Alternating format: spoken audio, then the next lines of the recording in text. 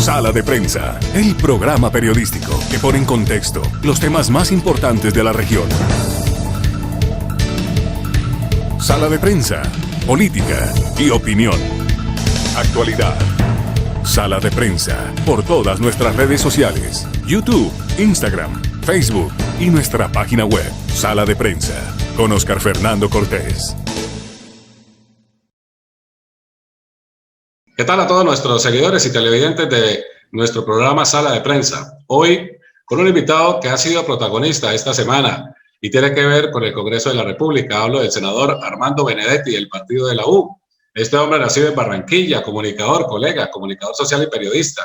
Antes de terminar su carrera ya se desempeñaba también como coordinador en Telecaribe, o sea que tiene buena experiencia en los medios de comunicación en la ciudad de Bogotá. Hizo parte de la redacción política internacional del diario El Tiempo y entre diciembre del 90 y abril del 91 fue reportero del noticiero QAP. Es el senador Armando Benedetti. Senador, es usted muy amable. Gracias por atendernos. Bienvenido a Sala de Prensa. Bueno, muchas gracias por el recibimiento, por el saludo. Saludar a todas las personas que nos están siguiendo y sobre todo porque me llama colega por periodista. Claro, comunicadores de la Universidad Autónoma de Bucaramanga. Yo de la Universidad Javeriana de Bogotá. Bueno, ahí casi. Senador, hay muchos temas y hubo mucho alboroto esta semana con la renuncia suya del partido de la U, lo mismo que del senador Roy Barreras. Y mucho se ha especulado sobre su salida del partido y una de ellas era que usted aspiraba a ser el director de este partido y que ante la intervención de la presidencia para que se apalancara a Dilian Fernanda Toro fue lo que le llenó la copa. ¿Fue ese el detonante o cuál fue realmente lo que detonó su salida del partido de la U? No, si yo me hubiera ido porque Dilian Francisco me derrotó, me hubiera ido totalmente de la política. No, eso no tuvo nada que ver. Lo que sí venía sucediendo era que yo me venía quejando del Congreso de la República. Usted puede verificar mis twitteres en los cuales yo veía que un Congreso que sesiona en forma remota es como si estuviera en coma. Usted ha visto que el Congreso no ha sacado ni una sola ley en favor de las víctimas de las pandemias. Sí. Lo que pasó con el PAEF fue lo que más me empezó a molestar, porque el PAEF, que es una ayuda a las empresas para que paguen la nómina, de 1.700.000 empresas que hay, solamente se van a ayudar a 131.000. Esas 131.000 se van a llevar 4 billones de pesos. Pero ojo, de esos 4 billones de pesos, 2 billones de pesos se lo van a llevar las 1.000 empresas más grandes del país. Entonces, nosotros quisimos ahí meter que también estuvieran las empresas de 1, 2 y 3 trabajadores, las pequeñas empresas. Nos faltaron 5 votos. ¿Dónde estaban los 5 votos? En el partido de la U. Entonces, yo no entiendo cómo el Congreso y el partido de la U sigue tan desconectado. Yo he venido siempre diciendo que el Congreso ya no representa absolutamente a nadie. Quien tiene realmente el poder son ustedes, los medios, las redes sociales y los jueces. Son las 3 personas que tienen ahora. Entonces yo venía como mamado con ese tema, el tema de la renta básica, que yo creo que fue el primer senador que habló de la renta básica, fui yo, en marzo y a mediados de abril, en el que pretendía darse un sueldo mínimo durante 3 meses a 7 millones de personas. Y tampoco, le repito, el Congreso nunca se pronunció, llegó Arturo Char, ya sabemos que lo que venía haciendo Arturo Char, y ya uno venía como mamado. Y yo, créame que el día que yo me levanté, el día de la renuncia, yo no sabía que iba a renunciar, ni se me había pasado por la cabeza renunciar al partido. Pero estaba pasando, no lo de Dilian, pero que entonces si están pendientes de eso, si están pendientes de no ayudar al país, si no tenemos presidente, si no tenemos norte, yo dije, yo la verdad fue que Roy, que no es amigo mío, ni que sea el mejor amigo mío, ni me la lleva bien con él, Roy coge y hace esa vaina y yo dije, bueno, me va a tocar hacer lo mismo y lo hice. Senador, esto que usted me cuenta, podríamos pensar que usted considera que el partido de la U es un partido aún inmaduro, a pesar de que usted duró más de una década en este partido. O sea, como lo dijo en un momento dado, ¿está en gestación o ya maduro? Si usted revisa mis apreciaciones, no sé, mis declaraciones, voy a buscarlas, me acaba de dar una buena idea, de hace 8 años, 10 años, yo siempre decía que éramos un partido en gestación, que esto era un partido que realmente parecía no tener futuro, que era un partido, la realidad, que nos habíamos juntado todos, uribistas, santistas, etcétera, todo, para pasar el umbral, básicamente para pasar el umbral, y sacamos 28 senadores, casi el 30% del Senado en el esplendor del partido. Entonces yo siempre hablé de que ese era de que eso era como que el partido, pero que llegué a decir en su momento, cuando estaba Juan Lozano, el presidente, de que este era un partido de garaje, y lo dije varias veces. Y siempre fue eso. Y usted encontraba que había una cantidad de gente que era del Partido Conservador que estaba ahí, en lo cual yo precisamente no tenía nada que hacer con esas personas.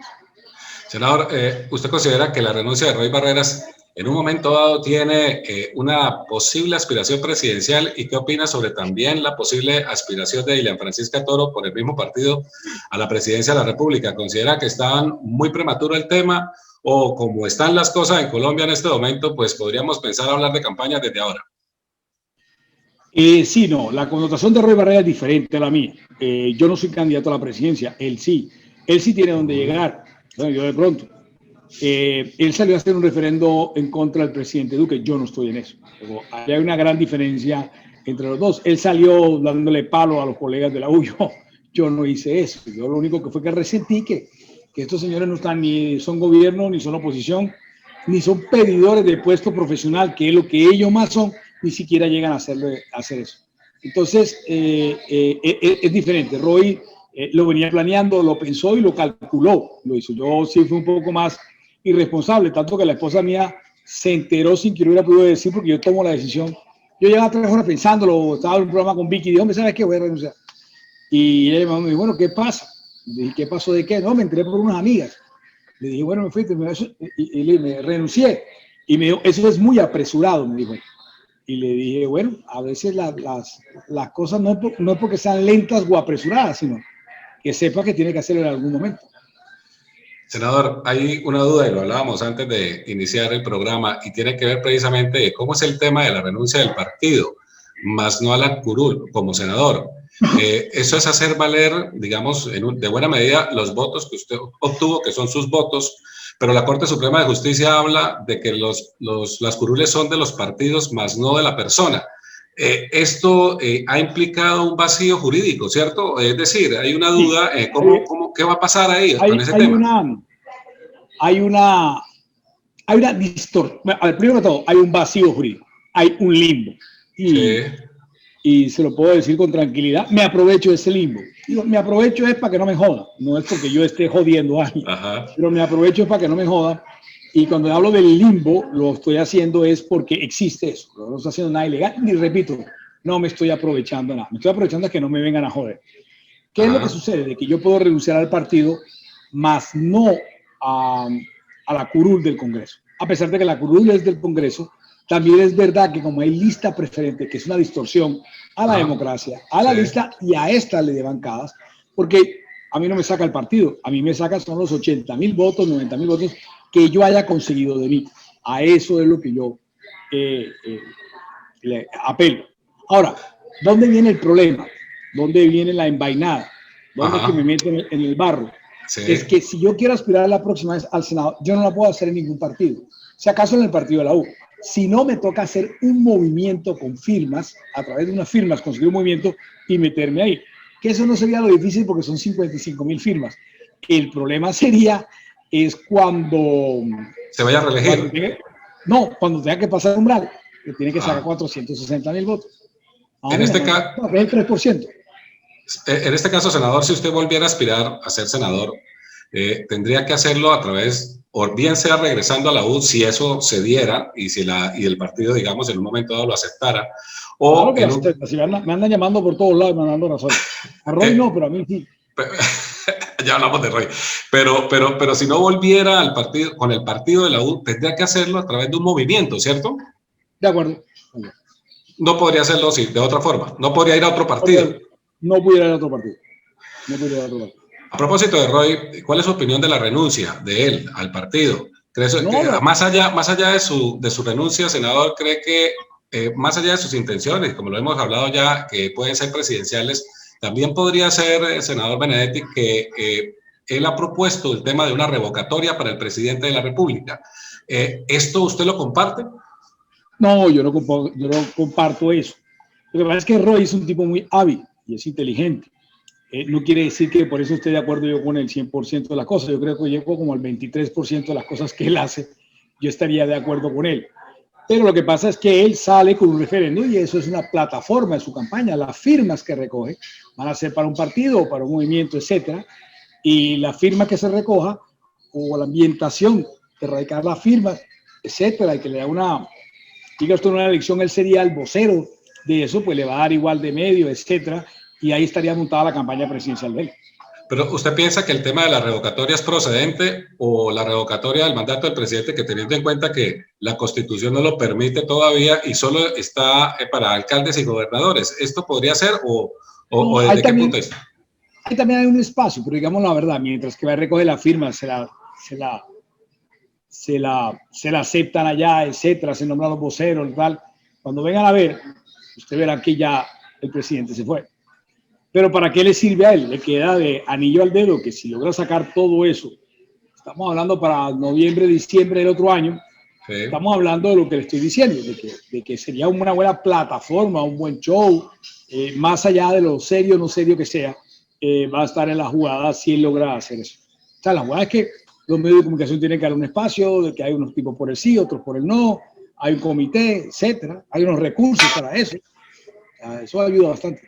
Alguien hablaba de que la posible salida también de Roy Barreras y suya podría terminar, pero ya lo aclaramos que no, pero lo dice la gente y para aclararlo vale la pena que ustedes podrían terminar finalmente en Colombia Renaciente, que es donde está el hijo de Roy Barreras. Eso también, eso no podría ser, porque incurrirían en doble militancia, ¿no?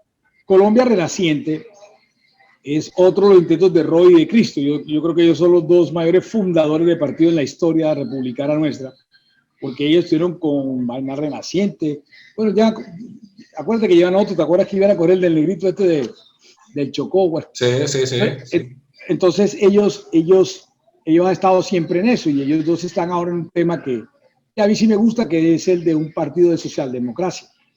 Entonces ellos se han venido reuniendo, creo que ahora me invitarán a las reuniones, me han invitado antes, no había aceptado, y yo siempre he sido respetuoso con los colegas. Es muy difícil que tú me veas hablando mal de un compañero o denunciándolo penalmente, etcétera. Yo no llego hasta ese punto como si llegan otros. Pero te repito, él montó su estrategia y él venía pensando en eso. El que sí tomó la idea apresurada fue yo. Yo me acuerdo que le decía a varios periodistas ese día y yo no sabía que iba a renunciar. Yo no me levanté pensando en renunciar y me hacían, es verdad, seguro que es verdad, y no me querían creer eso. Pero ahora, detrás de ustedes en la U, ¿es posible que hayan otros senadores que también quieran renunciar al partido? No creo. Porque si usted me permite, le puedo hacer una especie de radiografía de lo que está pasando en política.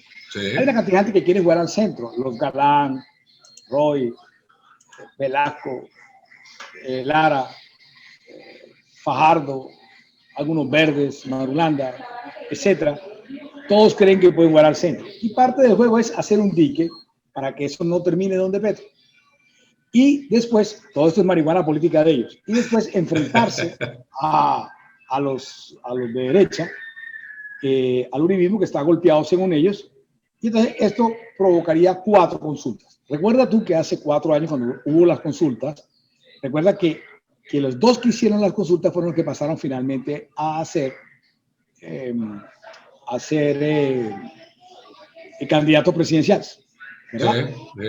Entonces habría 4 consultas. Y tú que unas 3, otras 2, más contados son 10 personas. O sea que si son 10 personas, estamos hablando que si son 10 personas, estamos hablando de que la consulta va a marcar un hito, una historia que nunca había pasado, una dinámica que nunca había pasado.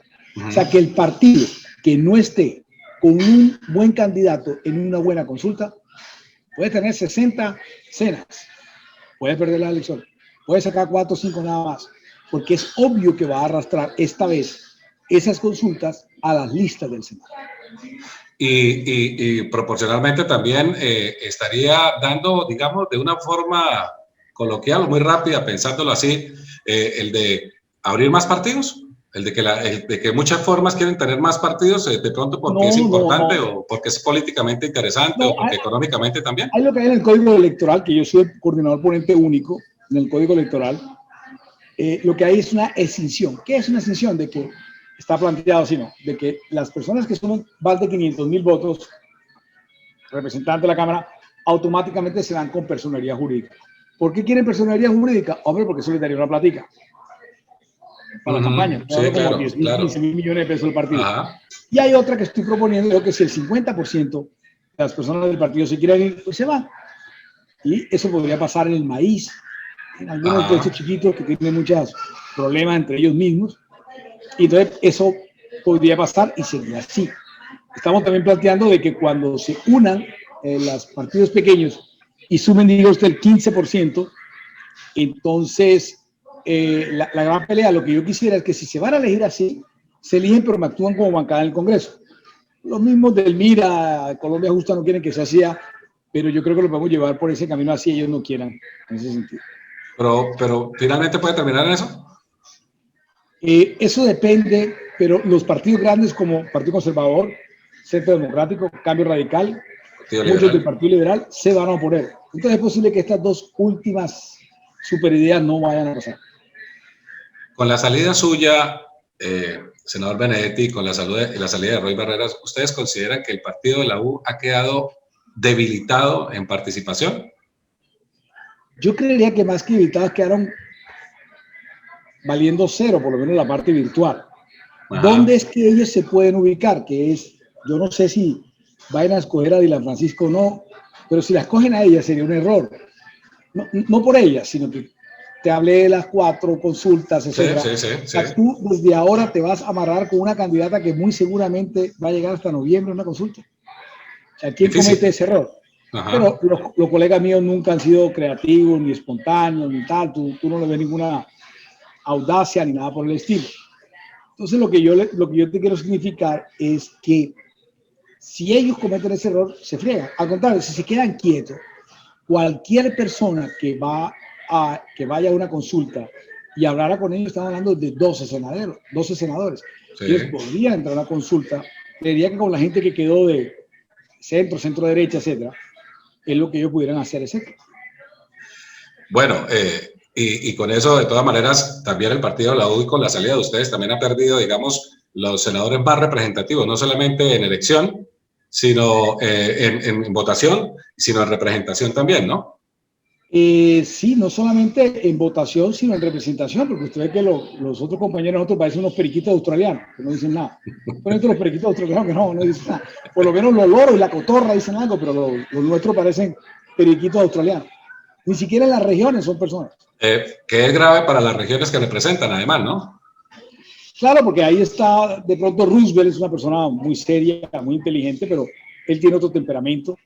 Está Lemus, que es muy gobiernista, pero está muy metido en Antioquia. Besaile, ¿verdad? No se diga, ni se hable de esa vaina. Sí. Está por otro lado el pelado García, tampoco, o sea. Complicada la situación para el partido de la U, ¿no?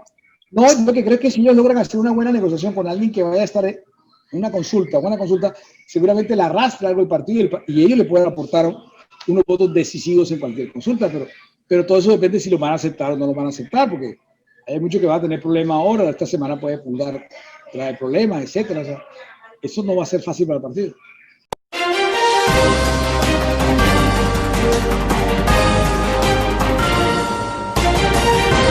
Ya regresa Sala de Prensa. Una nueva propuesta de hamburguesas. Entra golpeando duro a la ciudad bonita. Somos la Revancha Burger. ¿Podrá resistir a nuestros golpes? Jab Burger, Hook Burger, Clinch Burger, Knockout Burger, Revancha Style y nuestros deliciosos perros. Déjanos deleitarte con un golpe de sabor. Somos la Revancha Burger. Solo domicilios al 305-359-8916. Periódico Hoy es Viernes. Gracias a nuestros lectores por aceptarnos como el primer medio de información y entretenimiento. Periódico Hoy es Viernes. 5 años manteniéndote al día con las noticias. Ana, 45 años, modista, en una empresa textil, positivo para COVID, pero aún no lo sabe. Usa tapabocas debajo de la nariz. Ana estornuda sobre la cafetera y contagia a su jefe y a Pablo, Marina, Rosa, Luis y a 300 empleados más. La empresa cierra y todos quedan sin trabajo. Ana, ¿por qué no te pones bien el tapabocas? Su excusa le aprieta las orejas. Tus excusas ponen en riesgo tu vida y la de muchas personas. Aprendamos a convivir para poder vivir. El futuro es de todos. Gobierno de Colombia.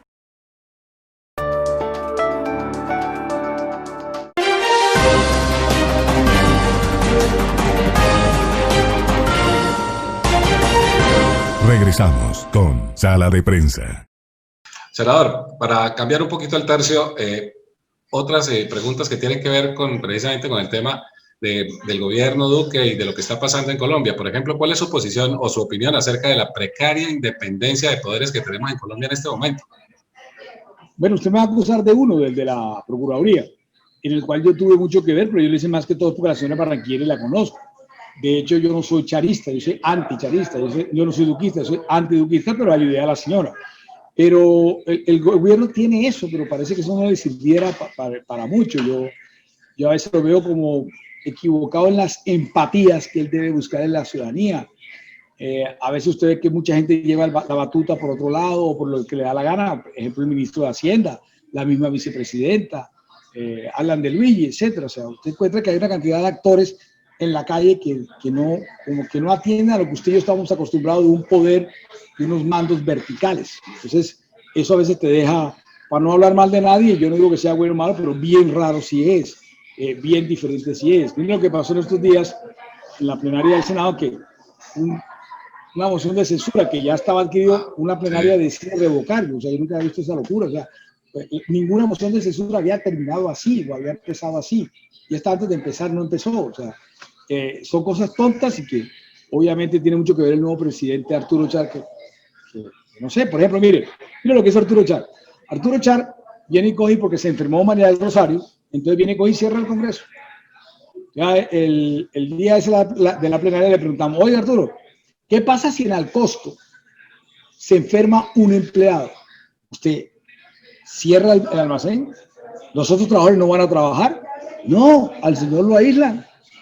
Y entonces de maldadoso le preguntamos, ¿y qué pasa si es la Olímpica? ¿Tú alguna vez cerrado una Olímpica porque alguien te enfermó? Pero el hijo de madre viene país en el Congreso de la República. O sea, ¿eso qué es? Al costo de Olímpica siguen abiertos si hay alguien que esté enfermo. Lo que pasa es que lo retira, lo aísla. Pero al otro día la gente le dice a los cajeros y a todos, mañana día libre. A trabajar. A trabajar, sí, claro. Y sálvese quien pueda.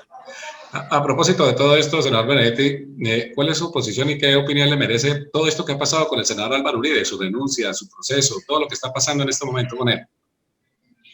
No, pues yo no puedo empezar a hablar de quién es inocente ni quién es culpable. Solamente trato de ponerme en la situación personal de él, una persona que tenía el 80% de favorabilidad, que era Dios todopoderoso, y llega un momento de la vida que, mira, te trae los barrotes y qué problema y tiene que renunciar, etcétera.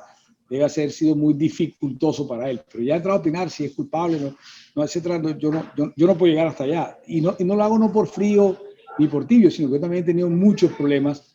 El 100% de ellos lo he tenido por montajes. Fíjense que se fueron los payasos del circo y no me volvieron a joder la vida a mí nunca más. Pero por eso más bien trato de no hablar de esos temas. Pero a propósito de eso, ¿qué opinión, por ejemplo, le merece la posición de ellos y el Centro Democrático para acabar la JEP, por ejemplo? ¿Usted está de acuerdo con eso? No. Es que esos manes se pasan de calidad. O sea, lo más loco que he visto yo en mi vida es que, o sea, nunca pensé, en mi cerebro y estoy seguro que el suyo tampoco le dio para tanto, era que la derecha fuera a decir a liberar a la FARC de un atentado que mató a una persona importante como Álvaro Gómez. O sea, yo nunca pensé que la derecha iba a decir que no era la FARC. ¿Y por qué dice que no son la FARC? Para golpear a la JEP. Y ellos hablan de la JEP como si esa vaina fuera un juzgado, cuando la JEP lo que es un tribunal creado en la Constitución, con el cual todos tenemos que tener respeto y acatarlo. No, esos señores no quieren saber absolutamente nada de la JEP. Tan es así que dicen que que la FARC no mató a Álvaro Gómez para joder a la FARC. Para joder a la JEP. Yo nunca he visto una vaina así. Nunca pensé que la derecha diciendo que la FARC no había matado a nadie con tal de fregar a la JEP. Y con una posición, digamos, preocupante cuando la misma familia de Gómez Hurtado y muchos senadores, entre otros, el mismo Centro Democrático, dicen o siguen opinando que el responsable de la muerte de Álvaro Gómez fue Ernesto Samper y Horacio Serpa, ¿no? O sea, yo el otro día hablaba con los señores de la FARC, con el mismo Julián Gael. Decía, Julián, qué cosa tan estúpida es la vida, ¿no? Primero, te diste 40 años bala, con 50 años bala con el establecimiento para después tener que sacrificarte tú para que el establecimiento siga funcionando. Y dos, ¿a qué carajo le importa a Julián Gallo liderar a Samper de un problema? Sí, correcto. A mí qué carajo importa Samper, si con él también nos vamos bala. Lo que decían era que, lo que querían decir ellos era que de esa forma, responsabilizando a un comandante de la FARC que ya no estuviera vivo, que pues ellos se salvaban la responsabilidad de otros terceros, que ellos, según ellos, asumían eran los responsables, ¿no? Claro, pero ¿y eso qué gana eso? O sea, ¿qué gana la FARC salvando a Samper? Nada. Y entonces te salen a decir que Samper y el cartel de Cali quería matar a Álvaro Gómez, ¿no? Sí. Y además, pues no hay muerto malo, pero usted revisa la vida de Álvaro Gómez, tampoco pues es la que estamos. Yo digo que se merezca ningún tiro ni merezca ningún final horroroso y por fuera de la ley, pero este señor había incentivado una cantidad de cosas que ahora quedaron en olvido todo por este problema. A propósito de estos temas, senador, ¿cómo ha visto usted los acuerdos de paz del gobierno Duque? Y si es verdad, ¿usted considera que finalmente los van a hacer trizas como lo propusieron? No, es que quien lo viene haciendo trizas era el mismo presidente Santos. A nosotros se nos olvida que el señor Santos puso al fiscal Néstor Humberto Martínez, quien literalmente levantó a patada a la JEP todos los días y todos los minutos de su fiscalía. Dos, el señor Santos, y lo más grave de todo esto, es que el señor Santos se inventó un plebiscito. El plebiscito tenía como objeto su coronación y con las vísceras acabar absolutamente y para siempre el uribismo. Y lo que hizo fue revivirlo. Si usted revisa desde ese 2 de octubre, este país ha sido maldito. De los días más malditos, creo que de pronto el 12 de octubre de 1492 y han sido los días más malditos para este país. Desde ese día estamos fracturados, desde ese día no hay confianza, desde ese día no hay responsabilidad, desde ese día hay otra nueva ciudadanía, desde ese día todos deberíamos irnos para la casa, etc. Y él fue el que metió a la paz en eso. Por él también se perdieron las 16 curules.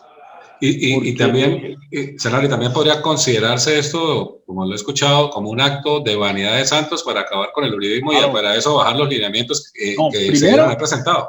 Mire, primero él autocoronarse. Recuerde usted que una semana antes del plebiscito se firmó el proceso de paz. Eso fue en Cartagena.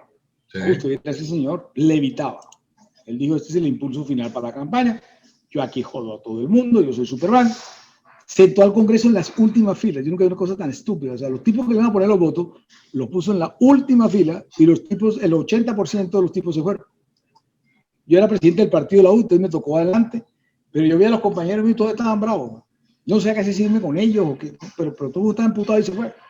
Entonces, eso a quién se le ocurre a una semana de elecciones, los tipos que están a poner los votos por allá, y los viceministros y el secretario general con sus esposas casi todas feas, ahí mal vestidas, caminando de un lado para otro.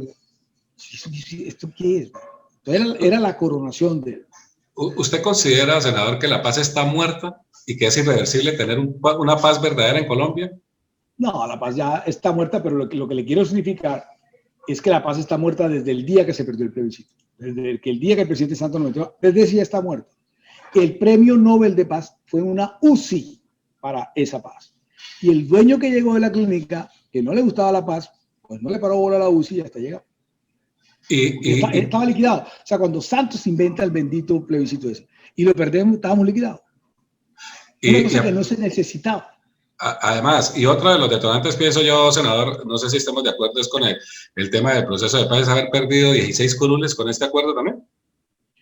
Claro, no, es que se pierden en noviembre, diciembre del 2017, porque el señor Roy Barrera mete algo que nos hace ir a conciliación. ¿Qué es lo que mete para hacernos ir a conciliación? Que era que los candidatos que iban a estar para las 16 curules no podían haber sido candidatos antes. Roy, por un interés allá tal, zampa, ¿sabe? Cuando él zampa de que pueden ser candidatos, los que ya fueron candidatos, nos tocaba ir a conciliación porque en la Cámara era la única diferencia con la Cámara. Entonces, cuando se demoraron tanto y volvieron, el Partido Conservador se paró y se fue. O sea que, en ese caso, ¿qué piensa usted de la nueva propuesta de agregar más congresistas y adicionar más costos? No.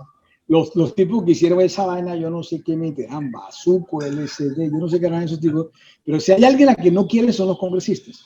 Si hay alguien a que nos deberíamos ir todos para la casa, somos los congresistas. Yo creo que esta mañana o ayer estaba mamando gallo que deberíamos hacer una cosa por ahí en italiano, no me acuerdo el nombre, que él dice que deberíamos coger la gente al azar. Te lo juro que llegaría mejor Benedetti, mejor Roy, mejor Uribe, mejor todo al Congreso de la República, porque si hay algo que nosotros estamos desconectados, no representamos a nadie, la gente no nos quiere, y entonces hay unos inteligentes que quieren crear 12 puestos más.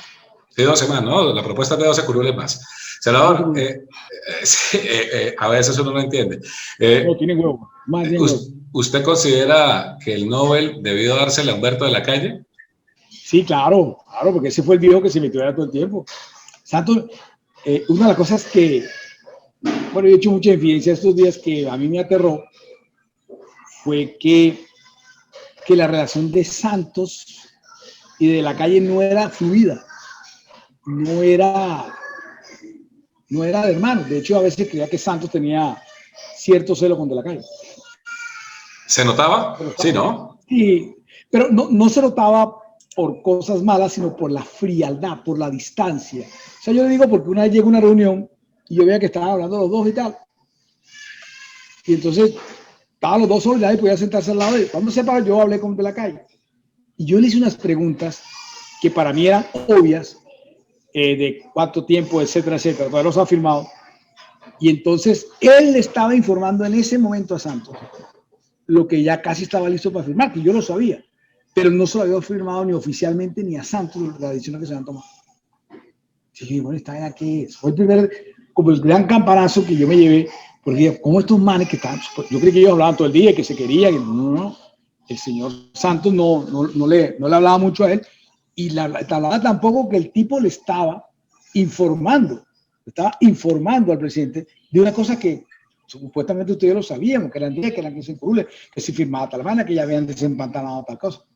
Yo me quedé aterrado. De no acabar. Senador, ¿cómo le ha parecido la gestión del actual presidente, el senador Arturo Char, frente al Congreso, teniendo en cuenta que usted en el 2010 fue presidente con una votación además histórica, 101 de 102 votantes? Usted con esa experiencia y con ese peso que tuvo como al ser elegido, ¿cómo ve esta gestión que lleva Arturo Char actualmente? Ni fu ni fa. Esa vez tú te sientas ahí. Pues yo tengo una cosa muy cómoda, tengo un televisor grande, tengo una chiquita, tengo 2 aros y yo estoy muy cómodo aquí. Pero los otros compañeros míos están en unos iPads y una vaina ahí. Y entonces, esa vaina, yo no sé, parece una vaina, yo no sé eso. Ni parece una red social, ni parece un foro, no sé. Esto me da para preguntarle, senador, ¿cómo se ha sentido en las sesiones virtuales? ¿Le parecen bien? ¿Le gusta? Yo te voy a decir una cosa, yo soy flojo. Y pues del carajo que tú te bañas, te vistes, y mira, la vaina empieza a las 9 de la mañana. Tú te levantas a las 8:20, 8:30, te bañas, te vistes y estás a las 9 en punto ahí. Y después pasa otra reunión. Obvio es que uno, además te voy a decir una cosa, uno trabaja más con el teletrabajo, porque uno le toca, mira, yo a veces me siento aquí a las 8 o 9 de la mañana y termino a las 11, 12 sin saber qué hora es. Y te voy a decir una cosa, todo uno trabaja más, o mentira, yo hay veces que cuando voy subiendo las escaleras digo, o me divertí, o mamé gallo, o trabajé, o sea, tú no sientes que, pero bueno, estoy aquí 10, 12 horas, estoy en más actos, porque tú a veces no puedes ir a alguno porque es la hora del almuerzo, etcétera, al foro, ahora vas a todos los foros, etcétera, etcétera, uno trabaja mucho más. Pero en sí, en el Congreso, que es la esencia, que es como la efervescencia de la persona, sí se demerita mucho. Te voy a decir, yo he estado en los presenciales últimamente y yo me concentro mucho más aquí y pongo mucho más atención aquí y leo más las diapositivas, pero te estoy hablando de una diferencia de 7-3 casi, en la que uno atiende más aquí. Pero esa vaina se diluye, o sea, quedamos terminando cero. O sea, si el Congreso no tiene ningún respaldo afuera, si además el Congreso no le va bien en las encuestas y además de eso valemos cero ante el Ejecutivo y al Judicial, y además de eso entonces lo hacemos de forma remota y hay complicaciones en saber si esto es para aquí o para allá. O sea, no sé, yo si hubiera sido presidente del Senado lo pondría a trabajar desde las 9 de la mañana hasta las 9 de la noche para pronunciarnos sobre cada decreto de ley, sobre cada situación, control político, la gente que está haciendo. Hubiera sido mucho más fácil. Esto me da para preguntarle lo siguiente. En la primera intervención virtual suya, y en ella usted hizo un llamado a la banca para que realmente ayudara en esta crisis que estamos pasando con el tema de la pandemia. Ha sido, entre otras cosas, ha sido terrible para todos. A ella habló de nacionalizar los bancos. ¿En qué va esta propuesta? No hay ninguna. Fíjate que no quisieron ni siquiera, Oscar, ni siquiera, ahorita a ver, ni siquiera quisieron ayudar con el tema de la renta básica, de buscar unos, acuérdate que el presidente salió y dijo que eran unos vampiros y que lo iba a dejar y tal. Y Carrasquilla hace lo que le da la gana. Entonces, fíjate que los intereses más altos del planeta Tierra los tuvimos nosotros. La única parte donde subió fue aquí, lo de bajar. 2, les dieron dividendos de 13 billones de pesos, una cosa que es inusual. Y 8 se lo cogieron ellos y 5 para la calle. En Inglaterra, en el Reino Unido, que supuestamente son los señores de la banca, aunque nadie sabe dónde carajo empezó la banca, pero donde supuestamente empezó la banca o donde se desarrolló, ellos le dieron, no nos den las utilidades. Esas utilidades, por favor, métalas en crédito, todo lo demás. Entonces, aquí te acuerdas, no dieron ni crédito para nada, lo único que hicieron fue extenderlas en cuotas. Te perdonaban mayo, junio, pero te las extendieron para después. Entonces, la marca tuvo una solidaridad de mierda. En Portugal, por ejemplo, dijeron la gente, la oposición dijo, yo no jodo más, pero no se ganan ni un peso estas personas. Y en varios países dijeron, bueno, ustedes no se ganan un peso aquí. Estos tipos a día de hoy ya van como en 6 billones de pesos que se han ganado. 6 billones de pesos. Las únicas utilidades que han habido han sido en inmobiliaria y en lo que tiene que ver con la banca. Entonces, senador, el tema... Esos tipos son unos hijos de puta, déjame decir. Son unos hijos de puta. Estamos en horario familiar. Senador... No, es para que la gente sepa que si hay alguien más hijo de puta que los políticos son los banqueros. Vaya, senador, esto también concatenado con el tema Bianca. Yo le escuchaba, por ejemplo, al senador Antonio Sanguino en este programa, que tuvimos la oportunidad de entrevistarlo hace un tiempo, hablaba de que al senador Antonio Sanguino, nos contaba, senador Sanguino, que no entendía por qué el gobierno quería entregarle un crédito a Bianca únicamente con la firma de su representante legal, teniendo en cuenta que en Colombia hay aerolíneas colombianas que necesitan también una inyección económica. ¿Usted cuál es su posición en ese sentido? Nada, otro negocio de Carrasquilla. Porque este mismo tema de Avianca yo lo hablé a finales de marzo. Fui el primero en hacerlo. Cuando el primer parlamentario que se enteró del crédito fue Armando Benedetti. Y lo dije en la plenaria que estábamos. Creo que era una plenaria de regalías o algo así. Entonces salimos todos después ya se ha peleado el crédito y todo lo demás, el tribunal, etcétera. Pero tienen huevo, 1.5 billones de pesos. Aquí en Barranquilla hay una que se llama Transmetro. Y eso no es tan importante como en Bogotá, porque solamente transporta el 20 y pico, 30% del flujo, pero también lo coge el de Soledad, que es el 70%, que es la segunda ciudad más grande aquí en el departamento. Necesitaban 70.000 millones de pesos prestados para todo lo que corría el año. Prestados. Y no, nunca lo dieron a fin de tener. Y es que eso del FOME, el famoso Fondo para la Catástrofe, ha recogido más o menos 28, 29 millones de pesos. Han girado 15. ¿Por qué no ha girado lo otro el señor? Porque quiere llevarlo para el presupuesto del próximo año. Y de esos, ¿qué? De esos 15 billones de pesos que ha girado, ojo con este dato, 9 billones de pesos ha pasado por los bancos. O sea, que los bancos se han mamado el 9 millones de pesos, que el 1%, el 10%, que el 4 por mil, lo que tú quieras. Una cosa loca. Y yo también denuncié, recuerda, lo del encaje, que eso se podía hacer a través del Banco de la República, eso lo denuncié yo, y no lo hicieron a través del encaje del Banco de la República, y lo hicieron con los bancos privados. Y de entrada recibieron 500.000 millones de pesos por un año. Y si necesitan otra vez el crédito por el segundo año, va a pasar exactamente igual. Que es algo terrible, ¿no? Y es lo que estamos viviendo lamentablemente en Colombia en este momento. Senador, a propósito la banca es, ese efecto está bueno, que cuando pongan un banco en tu barrio, es como si te pusieran un ratero en la esquina. Sí. Senador, ¿usted qué posición, a propósito de todo esto que está pasando en el Congreso y que también fue noticia esta semana, tiene que ver con la moción de censura del ministro Carlos Holmes Trujillo y pese a la decisión del tema de los militares? ¿Cómo considera que fue esa participación del ministro y si considera oportuno el trámite y directrices que se tomaron con respecto al ministro? Eso fue una jugadita más, pero una jugadita que nos va a salir bien caro. Para que me entienda la gente en horario familiar, lo único que le da contrapeso al legislativo frente al ejecutivo es la moción de censura.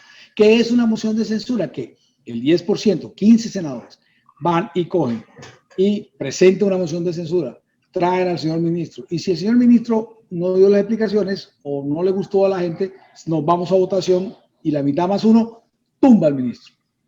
Esa es la moción de censura. ¿Qué pasó ayer?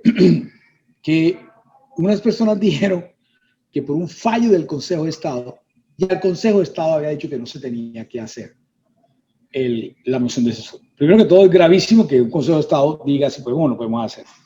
Lo segundo y lo más importante es que el Consejo de Estado falló sobre forma en lo del tribunal. El tribunal lo que dice es, señor, usted no me ha dado las excusas como yo quiero. Y el Consejo de Estado dice, ya te dieron las excusas. Eso era todo. Pero unos tipos aquí vienen y se inventan una teoría en el sentido de que ya no te tiene que hacer el fallo es sobre la moción, tampoco. Sobre el debate, tampoco. Y además hacen que la plenaria revoque entonces lo de la moción de censura. La moción de censura está en la Constitución. Y si en la Constitución ya el señor senador Robledo había llevado las 15 firmas, ya la plenaria se lo había aceptado, ya el presidente de la plenaria lo había hecho, dígame usted, ¿cómo pueden reversar eso a través de una proposición de la plenaria? Pero se la pongo al revés, Oscar. Ajá. Las mociones de censura terminan con la votación o con la negación de las personas citantes que no lo hacen o con la votación. Nunca, yo llevo 20 años en el Congreso y nunca en la vida yo había visto que una moción de censura terminara como la de ayer, sin empezar. Que cuando el tipo va a hablar es que dice, no, vamos a hacer una proposición porque esto ya no se tiene que hablar. Eso nunca se ve. Para mí hay prevaricato ahí. Cuidado, la corte que anda brava no joda bien y no bien lo jode y serían 58 senadores menos. Sería el cielo. Bueno, pero aplica y muy posiblemente, aparte de eso también, la duda es, ¿el ministro pasó por encima del Congreso cuando permitió la entrada de militares extranjeros al país? Pues claro, es que ellos admitieron que eran tropas. Además, yo hice ese debate y yo fui el primero en tuitear, porque yo soy el primero en darme cuenta que sale un comunicado de la Embajada de Estados Unidos y salen con ese cuento. Entonces, eso eran tropas porque el que viene no es cualquier huevón, es el almirante Craig. Ese señor es el comandante no sé qué vaina sur. Ese señor estaba dando eso, con los que vienen ellos son los que dan clases allá en Afganistán y en Siria. Entonces, si venía Craig, que es el del Comando Sur, si venían los tipos más berracos para supuestamente enseñar, si te traen 2 portaaviones, si Craig ya había dicho que iba a capturar a Maduro y traen esos portaaviones, ¿para qué es esa vaina? Ya es una tropa y aquí no vienen a enseñar un carajo. Si tú revisas, esos manes están diciendo la misma huevonada hace como 20 años de que van a venir aquí, de que van a pelear con el narcotráfico. Con ese cuento llevan 7 bases.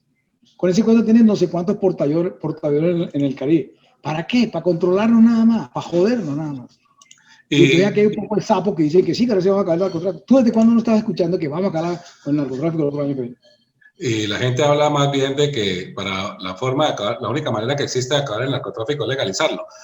Que entre otras cosas es otro tema que está en el Congreso, con el tema del cannabis y cosas así, ¿no? Mira esta cifra que te voy a dar. Esta cifra es aterradora. Comprar todos los cultivos de coca le costaría al Estado 2 billones de pesos. Comprarlos y restituirlos por otro, más o menos 4 y pico billones de pesos. ¿Sabes cuánto cuesta fumigar? 8 billones 800 mil.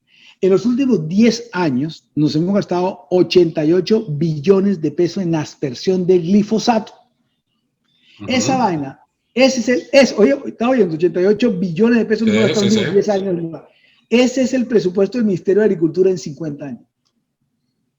O sea, ¿y la gente qué dice? O sea, y la gente cree que... El camino es, senador, el camino es legalizar. Obvio. Porque ¿qué pasa si yo le compro, que es el proyecto que yo soy ponente, qué pasa si yo vengo y le compro, supongamos que se aprueba el proyecto.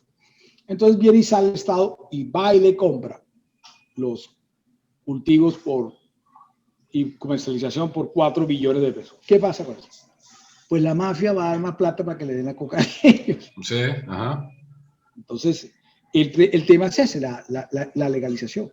Porque es que lo que tiene que entender la gente es que la persona que que cultiva la coca jamás en la vida ha visto cocaína.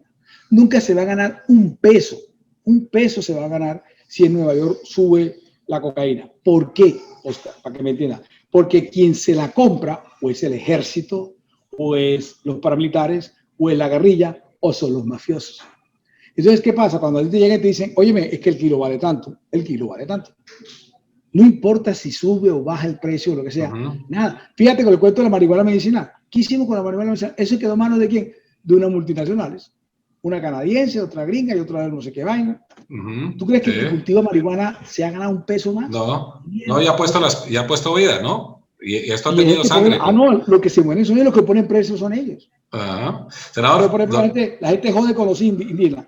Es que los indígenas son los Coca-Coleros porque tienen 800,000. Primero, las hectáreas que ellos tienen, solamente el 90% no son cultivables. No son productos porque son montañas, no sé qué vaina. Y ellos nomás tienen el 9% de las hectáreas cultivadas de coca en el país. Pero tú oyes que son Coca-Coleros.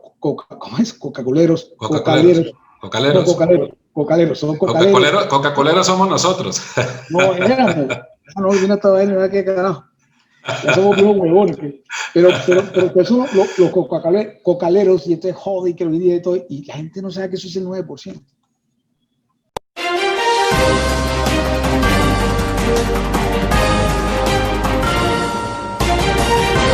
Ya regresa Sala de Prensa.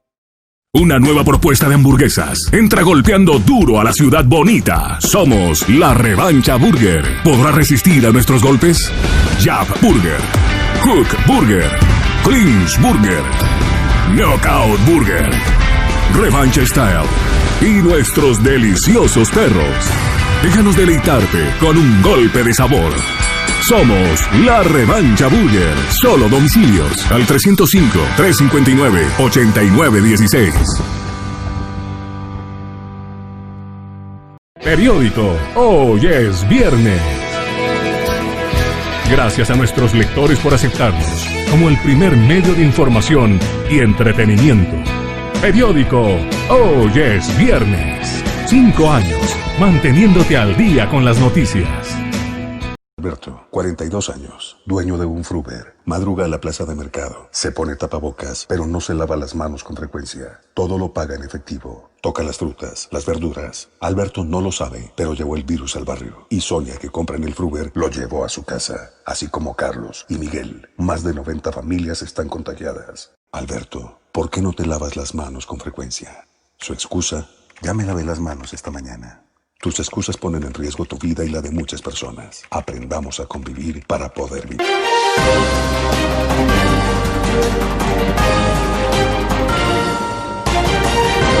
Regresamos con Sala de Prensa. Senador, para finalizar, 2 temas. 1, ¿cuál es su opinión acerca de lo que está pasando con las elecciones en Estados Unidos? ¿Qué concepto le merece el debate, por ejemplo, que tuvimos anoche entre el presidente actual Trump y su contendente Joe Biden? ¿Cómo ve esa elección en Estados Unidos? Bueno, a ver, va a ganar Biden. Primero porque el primer debate, que fue malo, lo único bueno para Biden era que logró certificar de que venía ganando 10 meses en las elecciones. El debate de ayer fue un buen debate, fue un muy buen debate, así lo han dicho todos, y Biden obviamente ganó. A mí lo que sí me pone bravo, o perdona que se le diga así, me emputa, son los latinos de mierda que están allá. Porque a pesar de que va a ganar Biden en Florida, cosa que nunca había pasado que un demócrata ganara, a esos latinos se les olvida que el señor Trump separó 4,000 niños. Creo que fue en 2000. Sí. Bueno, lo tocaron anoche 5,000 niños exactamente. Anoche se tocó el 5,000 niños. Ajá. No todos ellos han encontrado a sus parientes. O sea, tú puedes votar por un salvaje que separó a 5,000 hijos de sus padres. Sí. O sea, explícame eso. Es una cosa, pero usted cuenta que hay unos latinos imbéciles que van a votar por ese señor. Porque si alguien tiene una política antimigrante es él. Todo lo que ha hecho con México, el muro y todo lo demás. Pero, como todo en la vida, dice mi abuela, no se paga ni con rejo ni con palo. Mire lo que va a pasar. Ese poco de gusanos que están allá en Miami, todo ese poco de sapos colombianos que están allá, esas personas van a perder las elecciones. Y entonces, pongámonos aquí en casa. Aquí en casa dijeron que el berraco era Trump, y le dieron ideas de la campaña. ¿Tú sabes qué va a pasar? Porque eso es lo peor que nos ha pasado en el mundo, que nos haya metido en una campaña presidencial. Es lo peor que le puede pasar a un país. Pero nos metieron. ¿Qué va a hacer ahora que gane Biden? Yo sí sé lo que va a hacer Biden. Va a coger el Congreso, que es demócrata, sí, señor, de la Cámara Baja, y te la va a zampar aquí y te va a decir, ustedes no compran los derechos humanos, ustedes nos van a volver como unos parias con este gobierno.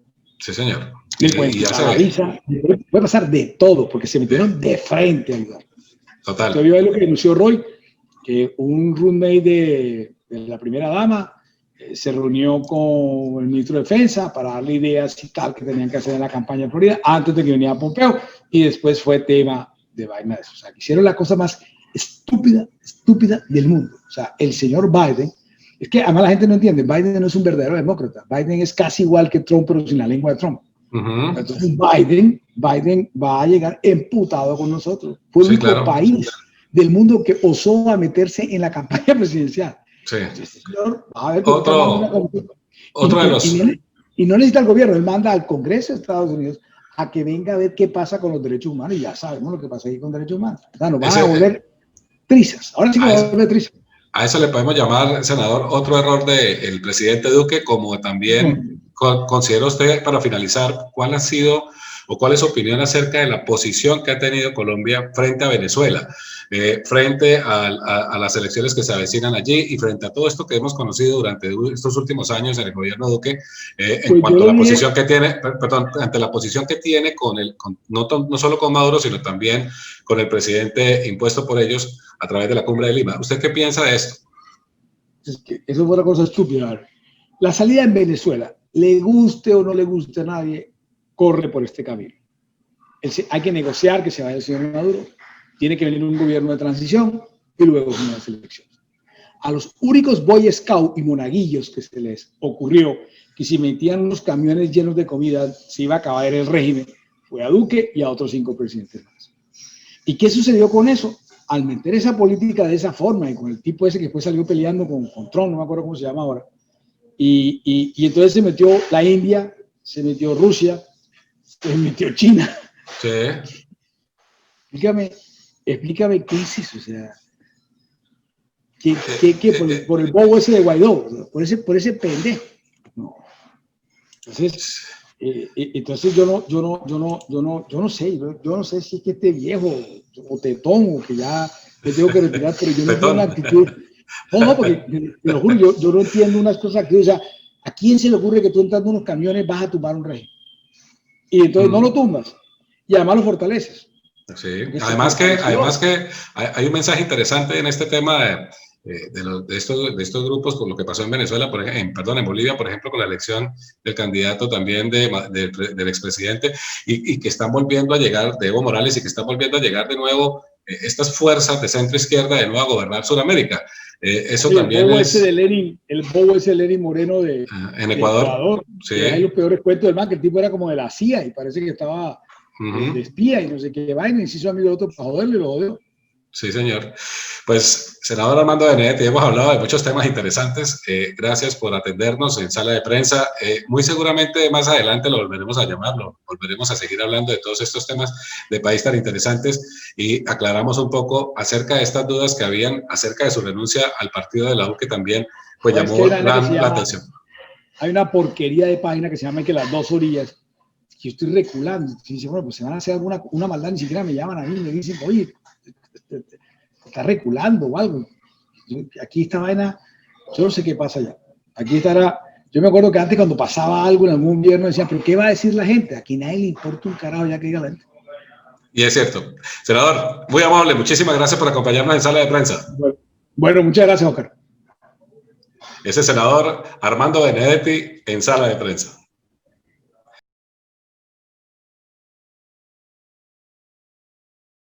Sala de Prensa, el programa periodístico que pone en contexto los temas más importantes de la región. Sala de Prensa, actualidad, política, opinión. Sala de Prensa, por todas nuestras redes sociales, YouTube, Instagram, Facebook y nuestra página web.